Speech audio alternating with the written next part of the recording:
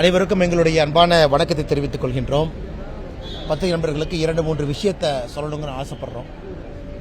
இன்று நம்முடைய மத்திய உள்துறை அமைச்சர் திரு அமித்ஷா அவர்கள் நேற்று இரவு அரக்கோணத்துக்கு வந்திருந்தாங்க. இன்று காலை அரக்கோணத்தில் நடைபெற்ற CISF, குறிப்பாக விமான நிலையம் போன்ற முக்கியமான இடத்தையெல்லாம் பாதுகாக்கக்கூடிய வீரர்கள் அவங்களுடைய ரீஜனல் ட்ரைனிங் சென்டருடைய ரைசிங் டே பரேடில் பங்கேற்றாங்க. இந்தியாவில் முதலாக சென்ட்ரலி ஆர்ம்டு போலீஸ் ஃபோர்ஸ், அதாவது ஆயுதமேந்திய மத்திய காவல்துறை அமைப்பினுடைய ஒரு ரீஜனல் ட்ரைனிங் சென்டருக்கு அந்த பகுதியில் இருக்கக்கூடிய நம்முடைய உணர்வுகளை மதித்து அரக்கோணம் CISF RTCக்கு ராஜ Aditya Cholan regional training centre என்கின்ற பெயரை இன்று நம்முடைய உள்துறை அமைச்சர் திரு அமித்ஷா அவர்கள் சூட்டியிருக்கின்றார். இது இந்தியாவில் முதலாக நான் ஏற்கனவே சொன்னது போல CAPF அவர்களுடைய ரீஜனல் ட்ரைனிங் சென்டருக்கு அந்த பகுதியினுடைய ஒரு மாபெரும் வீரருடைய பெயர் சூட்டப்பட்டிருக்கக்கூடிய நிகழ்வு. ராஜாதித்ய சோழன் நமக்கு தெரியும், 948 949 AD, கிட்டத்தட்ட 1300 ஆண்டுகளுக்கு முன்பு அந்த தக்கோலம் போரில் ராஷ்டிரகூட்டா அவங்ககிட்ட சண்டை போட்டு யானையின் மீது அமர்ந்து வீரமரணம் அடைந்த ஒரு மனிதர். ராஜராஜ சோழன் வாமனனுடைய தாத்தாவாகவும் பரந்தங்க சோழனுடைய மகனாகவும் வீரனாம் ஏரி உட்பட பொதுமக்களுக்கு பல நல்ல விஷயத்தை செஞ்சவங்க. இன்னைக்கு இந்தியாவில் கிட்டத்தட்ட 2500 படை வீரர்கள் ட்ரைனிங் நடக்கக்கூடிய ஒரு தளத்திற்கு ராஜ ஆதித்ய சோழன் RTC என்கின்ற பெயரை உள்துறை அமைச்சர் சூட்டியிருக்கக்கூடியது உண்மையாலுமே நமக்கெல்லாம் மகிழ்ச்சியை கொடுத்திருக்கு. அதற்காக மத்திய அரசுக்கு பாரதிய ஜனதா கட்சி நன்றியை தெரிவித்துக் கொள்கின்றோம். இரண்டாவது, மேடையில் பேசும்பொழுது நம்முடைய உள்துறை அமைச்சர் அவர்கள் மற்றும் ஒரு முறை நம்முடைய மாண்புமிகு தமிழக முதலமைச்சர் ஐயா MK ஸ்டாலின் அவர்களுக்கு ஒரு வேண்டுகோள் வச்சாங்க. இது முதல் முறையல்ல, 2வது முறையாக வைக்கிறாங்க. 2022 நவம்பரில் இந்த வேண்டுகோள் சென்னையில் வச்சாங்க. என்ன வேண்டுகோள் என்றால், தமிழ்நாட்டில் மருத்துவம், டெக்னிக்கல் எஜுகேஷன், இன்ஜினியரிங் உட்பட தொழில்நுட்ப பாடப்பிரிவுகள், மருத்துவம், இதெல்லாம் தாய்மொழி தமிழில் சொல்லிக் கொடுங்க. அதாவது இப்போ இன்னைக்கு ஆங்கில பயிற்று மொழியாக இருக்குது, இதெல்லாம் தமிழ் மொழி கொண்டு வாங்க. இது 2 விதத்தில் உங்களுக்கு உதவியாக இருக்கும். ஒன்று, தாய்மொழி தமிழ் மொழி படித்து மருத்துவத்துக்குள்ள டெக்னிக்கல் எஜுகேஷனுக்குள்ள போகிறவங்க அங்கே போன பிறகும் கூட தமிழ் மொழியில் தொடர்ந்து படிப்பதற்கு ஒரு வாய்ப்பு. இரண்டாவது, தாய்மொழி தமிழை இன்னும் மேலே எடுத்துச் செல்வதற்கு ஒரு வாய்ப்பு. ஆரம்ப கல்வி மட்டுமல்ல, தொழில்நுட்ப கல்வியும் மருத்துவம் தமிழ் இருக்கணும் அப்படின்னு. இது மத்திய பிரதேசம் உட்பட இந்தியாவில் நிறைய மாநிலங்கள் இன்னைக்கு அவங்க தாய்மொழி ஹிந்தியில் கொண்டு வந்துட்டாங்க. இதை தமிழ் மொழியில் கொண்டு வாங்க ஸ்டாலின் அவர்களே. 2 ஆண்டுகளுக்கு முன்பு உங்களுக்கு நான் அன்பான வேண்டுகோள் விடுத்தேன்.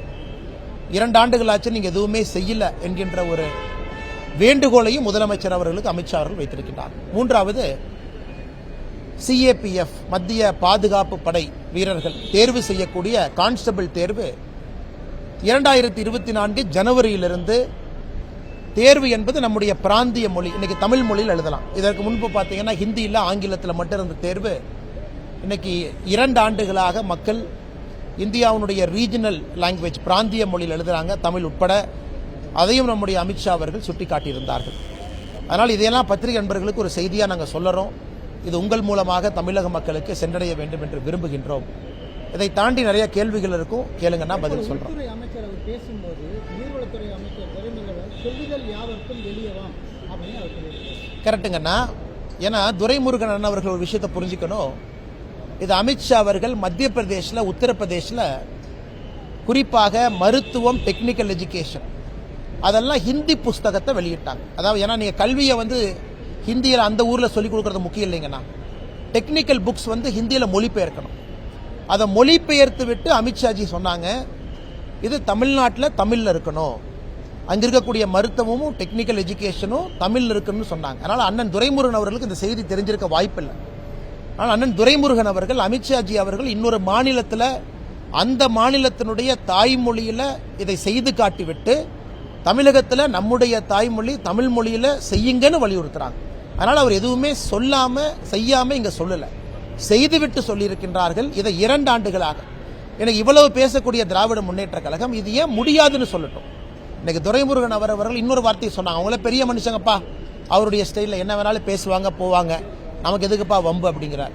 அதனால் துரைமுருகன் அவர்கள் நாங்கள் சொல்லி இருக்கக்கூடியது தமிழ்மொழி தாய்மொழியை வளர்ப்பதற்கான ஒரு வேண்டுகோளை வைத்திருக்கும் பொழுது அதற்கான பதில் அண்ணன் சொல்லணுமோ தவிர இது போன்ற அண்ணன் பேசுவது சரியான ஒரு விவாதம் அல்ல என்பது எங்களுடைய கருத்து. அது வழக்கம் போல திமுக காரங்க ஒட்டுறது. இன்னைக்கு பாரதிய ஜனதா கட்சி அந்த யாரு பேர்ல போஸ்ட் ஒட்டியிருந்தாங்களோ அவர்களே அங்கிருந்து இன்னைக்கு ஒரு பத்திரிகையாளர் சந்திப்பு நடத்தியிருக்கிறாங்க. அந்த சகோதரி அந்த பத்திரிகையாளர் சந்திப்பில் அவங்க சொல்லியிருக்கிறாங்க, எனக்கும் இந்த போஸ்டருக்கும் சம்பந்தம் இல்லை. எங்க போஸ்டரை பொறுத்த வரைக்கும் ஒரு புரோட்டோகால் இருக்கும். தேசிய தலைவருடைய புகைப்படம் இருக்கும், மாநில தலைவருடைய புகைப்படம் இருக்கும், பாரத பிரதமர் நரேந்திர மோடி ஐயாவுடைய புகைப்படம் இருக்கும். அதன் பிறகுதான் வேறு எந்த தலைவருடைய புகைப்படமாக இருக்கும். அது அமித்ஷா அவர்களாக இருந்தாலும் இந்த புரோட்டோகாலை ஒரு பாரதிய ஜனதா கட்சியினுடைய போஸ்டர் ஃபாலோ பண்ணும். தேசிய தலைவர், மாநில தலைவர், பாரத பிரதமர் நரேந்திர மோடி அவர்கள், அதன் பிறகு வேறு எந்த தலைவராக இருந்தாலும் அப்படித்தான் அமித்ஷாஜியினுடைய போஸ்டர் எல்லா இடத்துலையும் இருக்கும். ஆனா இவங்க வெறும் அமித்ஷாஜி அவர்களை நாங்கள் கேவலப்படுத்துறோம் அப்படின்னு திமுக காரங்க அள்ளி சில்லி பயல்கள்லாம் யாரோ ஒருத்தருடைய முகத்தை போட்டு ஒட்டி ஒரு பாரதிய ஜனதா கட்சியினுடைய தலைவருடைய பெயரோ தலைவியினுடைய பெயரோ இல்லை தொண்டனுடைய பெயரோ போட்டு ஒட்டுறாங்கன்னா அதிலே நாம் புரிந்து கொள்ள வேண்டும், இது ஒன்று பாரதிய ஜனதா கட்சியினுடைய போஸ்டர் அல்ல. இரண்டாவது, இன்னைக்கு நாங்கள் சொல்லக்கூடிய எந்த வாதத்தையும் நேரடியாக இன்னைக்கு ஒரு திமுக காரங்கூட எதிர்கொண்டு பேச முடியும். ஒரு விஷயத்தை நாங்க சொல்றோம்னா பதில் அந்த விஷயத்தை நீங்க சொல்றது தப்பு, சொல்றது கரெக்ட், இல்ல அவங்க பொய் சொல்றாங்க, எதுவுமே பேச முடியாம ஒரு தேசிய தலைவரை போஸ்ட் ஒட்டித்தான் அவர்கள் நாங்கள் கேவலப்படுத்துவோம் என்று நினைத்தால் திமுக தன்னை கேவலப்படுத்தி கொண்டிருக்கிறது. அதனால காவல்துறையிட்ட சொல்லியிருக்கிறோம், இவ்வளவு பிரிண்டிங் பிரஸ் இருக்கு, யார் போஸ்ட் அடிச்சாங்க கண்டுபிடிங்க, அது உங்க வேலை தானே. இன்னைக்கு யாராச்சும் நல்ல விஷயத்தை செய்ய போனாவே தடுக்கிறீங்க. அக்கா தமிழிசை அவங்க போனா தடுக்கிறீங்க, அண்ணன் ஏபி முருகானந்தம் அவங்க போனா தடுக்கிறீங்க, எங்க அண்ணன் ரமேஷ் இருக்கிறாங்க தடுக்கிறீங்க. இந்த வெள்ளம் செய்றீங்களே, யார் அடிச்சாங்கன்னு கண்டுபிடிங்க, தெரியட்டும்.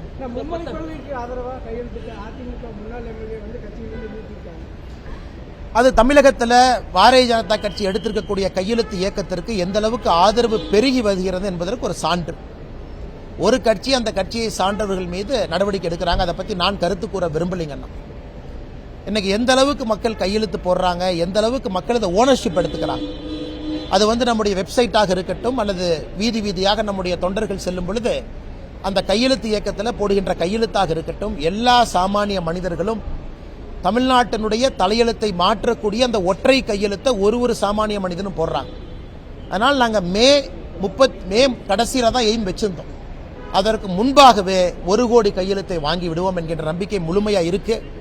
அதற்கு முன்பாகவே செய்து காட்டி விடுவோம். தமிழகத்தினுடைய அரசியல் புரட்சியாக இது மாற ஆரம்பித்திருக்கிறது. வருகின்ற நாளில் இன்னும் பல விஷயத்தை நீங்க பாப்பீங்க. 10,000 கோடி கொடுத்தாலும் நாங்க எந்த இடத்துல இருந்து காம்ப்ரமைஸ் ஆக முடியாது, கொள்கையை விட்டு கொடுக்க மாட்டோம் அப்படின்னு சொல்லி மகேஷ். நாங்க 10,000 கோடி கொடுக்கலனா நீங்க காம்ப்ரமைஸ் ஆகாதீங்க, 2026 நான் உங்களை மாத்திக்கிட்டு மும்மொழி கொள்கையை நாங்க கொண்டு வந்துடுறோம். எதுக்கு 10,000 கோடி வேஸ்ட் பண்ணணும்? 10,000 கோடி வேஸ்ட் பண்ணாம தமிழகத்தில் இருக்கக்கூடிய அன்பு சொந்தங்கள் அவங்களாகவே கையெழுத்து போட்டு எனக்கு இது வேண்டும் என்று சொல்லும் பொழுது நீங்க கொள்ளையடிக்கிறக்காக கமிஷன் அடிக்கிறக்காக உங்களுக்கு 10,000 கோடி மத்திய அரசு வாரி கொடுக்கணும். அதனால உங்களுக்கு யார் 10,000 கோடி கொடுக்குறேன்னு யார் சொன்னா? நான் வேலையில்லாம மத்திய அரசுல ஆட்சி பண்ணிட்டு இருக்கிறோமா? நீங்களா உட்காந்து 10,000 கோடி கொடு 10,000 கோடி கொடு, நீ 10,000 கோடி கொடுத்தாலும் நான் செய்ய மாட்டேன்னா உங்களுக்கு யாராச்சும் கொடுக்குறேன்னு நாங்க சொன்னோமா? அதனால இது எப்படி சொல்லணும், அந்த பகற்கனவும்பாங்க. அதனால் வருகின்ற பணத்தை ஒருவேளை 10,000 கோடி கொடுத்தாங்கன்னா அதுல ஒரு 50% கமிஷன் அடிக்கலாமா அப்படின்னு நினைக்கக்கூடிய அமைச்சருடைய தலையில மண்ணு தான் விழும்.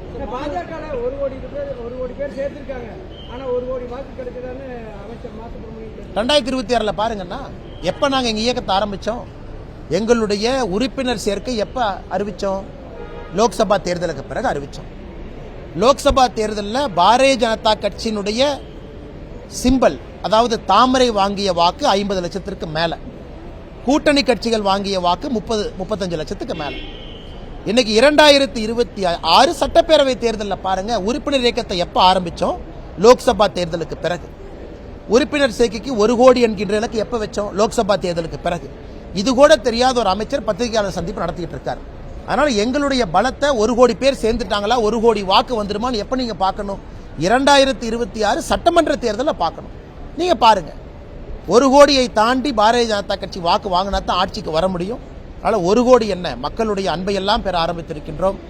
1 கோடி கையெழுத்து என்பதே மிக மிக குறைவு. அது மக்களுக்கு அது மூலமா ஒரு செய்தி போகணும், மக்களையும் இணைச்சு கொண்டு போகணும் அப்படிங்கறக்காகத்தான். அதனால பாரதிய ஜனதா கட்சியினுடைய வாக்க அண்ணன் மா சுப்பிரமணியம் அவர்கள் 2026 பார்க்கட்டுங்க. அண்ணா போயிட்டு பாஜக கையெழுத்து வாங்குறாங்க, மாணவர்கிட்ட வாங்குறாங்க. இப்படி நடந்துட்டாங்கன்னா சட்டப்படி நடவடிக்கை எடுக்க போறாங்க. அண்ணே ஒரு நிமிஷம், அதாவது இவங்க நல்லா புரிஞ்சுக்கணும். அரசு பள்ளியில படிக்கக்கூடிய குழந்தைகள் ஏகப்பட்ட பேர் கையெழுத்து போடுறாங்க. திருச்செங்கோட்டில் வீடியோ பார்த்தேன். பாரதிய ஜனதா கட்சி அமர்ந்திருக்கக்கூடிய இடத்துல பந்தல்ல அரசு பள்ளி மாணவ செல்வங்கள் மாணவிகள் கியூ கட்டி நின்று வரிசை கட்டி நின்று கையெழுத்து போட்டு போறாங்க. ராசிபுரத்தில் பார்த்தேன், நான் பார்த்த வீடியோ.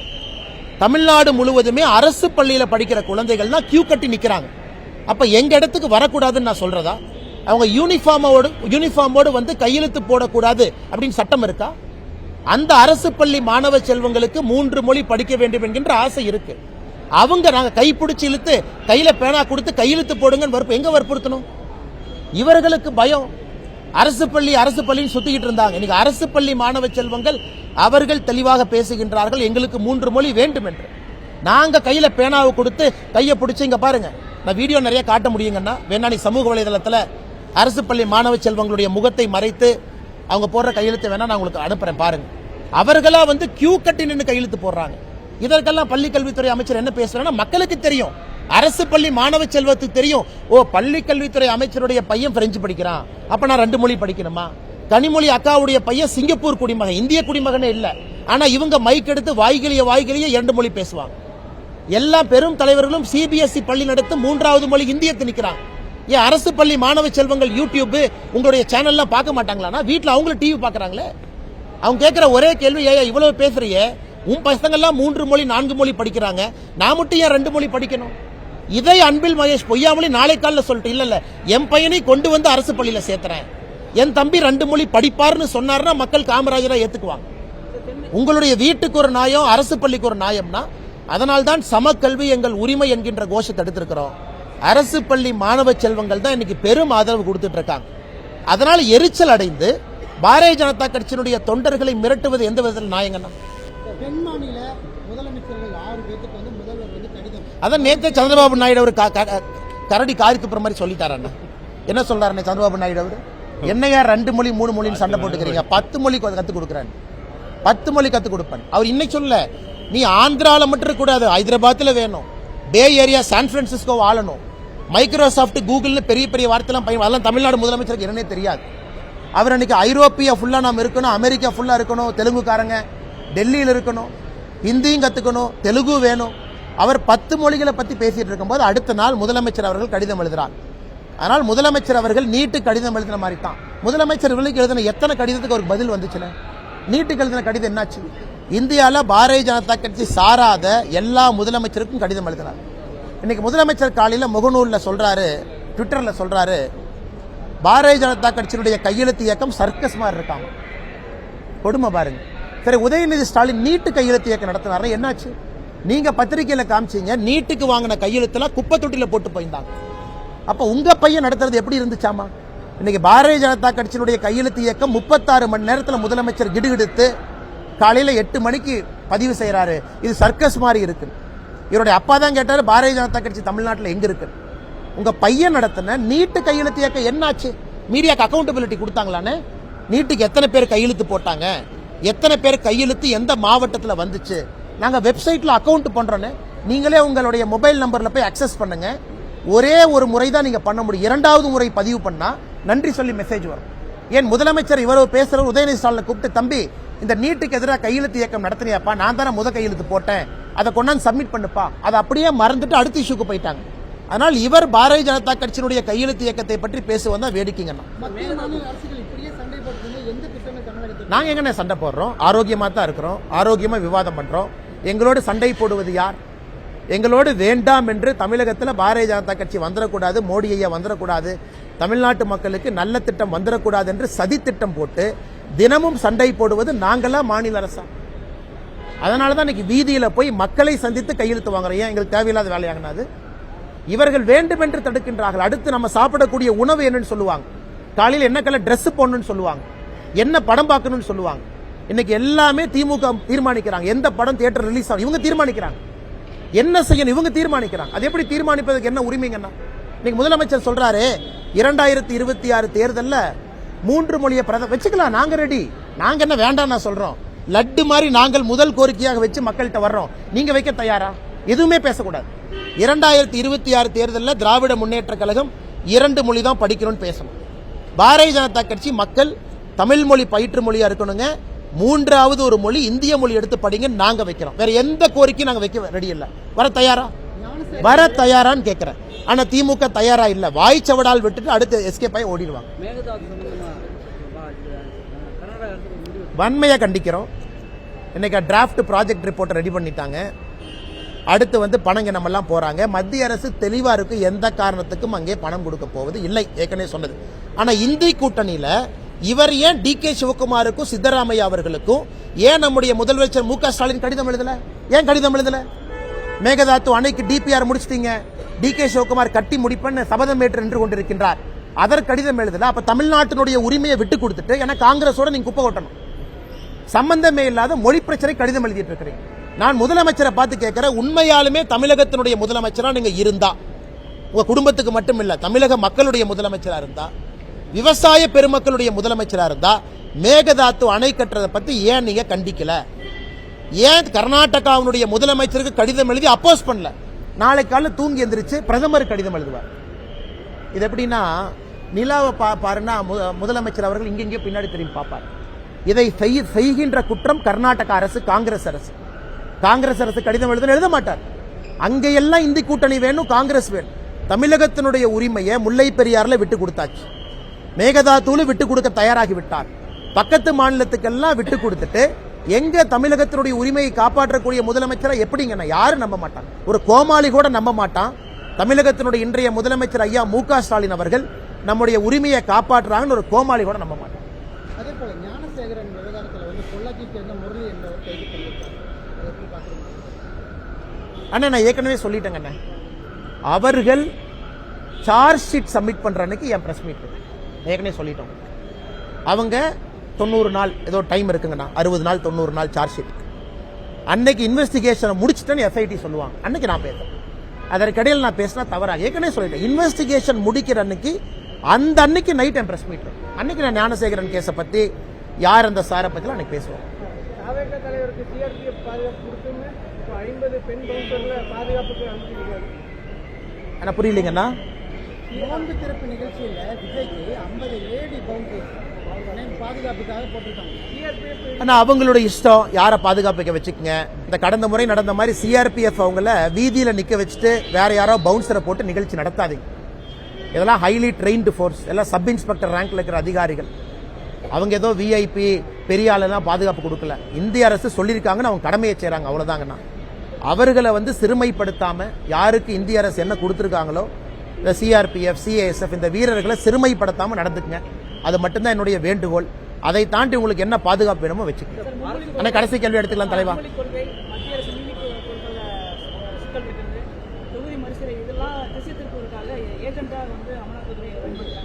ஏன்னா அமலாக்கத்துறை சாராய அமைச்சரின் மீது நடவடிக்கை எடுத்தா எப்படி திசை திருப்புறது?